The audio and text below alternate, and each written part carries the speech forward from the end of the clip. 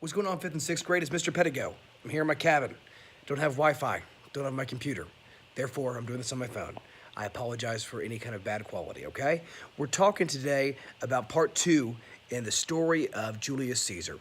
In our last little story, we talked about how Julius Caesar sort of rose to power and made great advances in expanding the territory of the Roman Empire. One of his major accomplishments was conquering the people, the Gauls, right? And what we could think today of, like, the area which is now sort of modern France, right?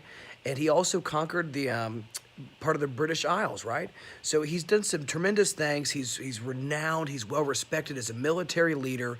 The plebeians, the people, the common people, absolutely love him because what Julius Caesar does in order to gain favor with them and to ultimately become one of the most powerful men in ancient Rome is he sends close friends and representatives of himself from his territories that he's controlling in the the land of the Gauls with his army, and he sends them back to Rome to spend the lavish. It means a lot of money to throw feasts and games and all sorts of things that the people really like. So the plebeians, the common people, really like him a lot.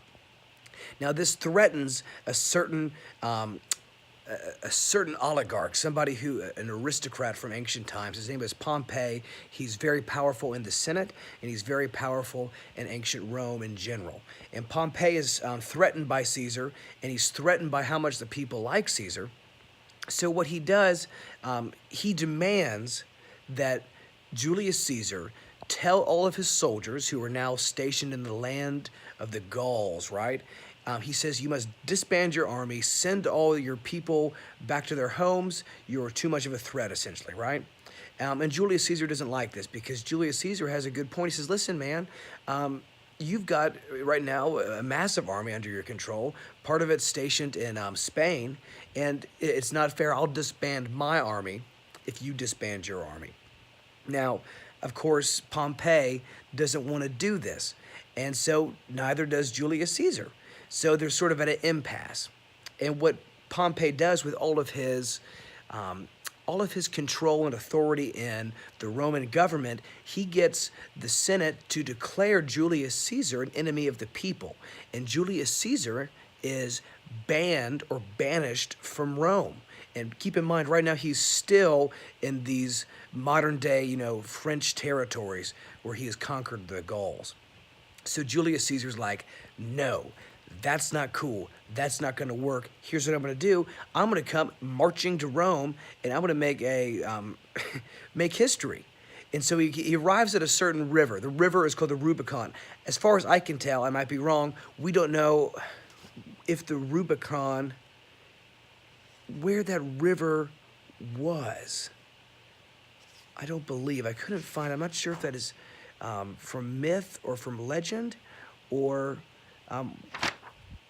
what about that river? But there's an expression, it's called crossing the Rubicon, and that expression means to make a bold choice, to kind of forego all doubts and to do it, to make a really bold decision. And Julius Caesar looks for a sign. He's stationed there and he sees, I believe that there is a flute player, a traveling minstrel.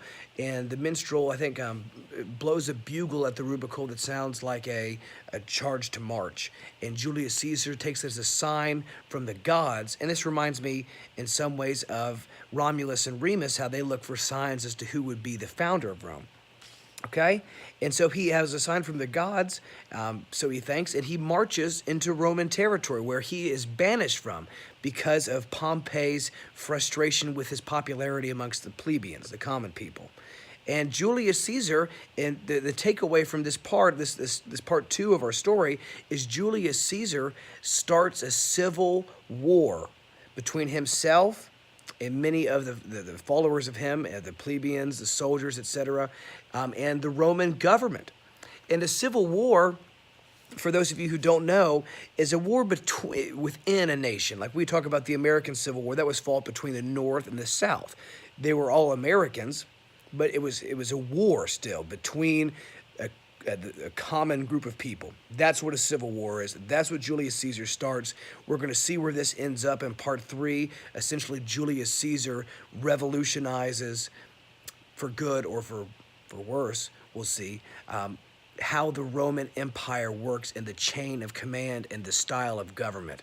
And it's because he went against the Senate and Pompey to become the greatest living man in Rome at the time that the story even begins. This is a crucial time. Know that Caesar had an army stationed in what is now kind of modern day France, where he fought against the Gauls and was successful. He had much respect and love from the common people, the plebeians, and there were people like Pompey who were envious and threatened by this, and they tried to shut him down by exiling him. He crosses the Rubicon River into what is modern day Italy and Rome, and essentially starts an entire civil war. This is sort of a layman's history of this, and we'll talk more about it in class. Cheers.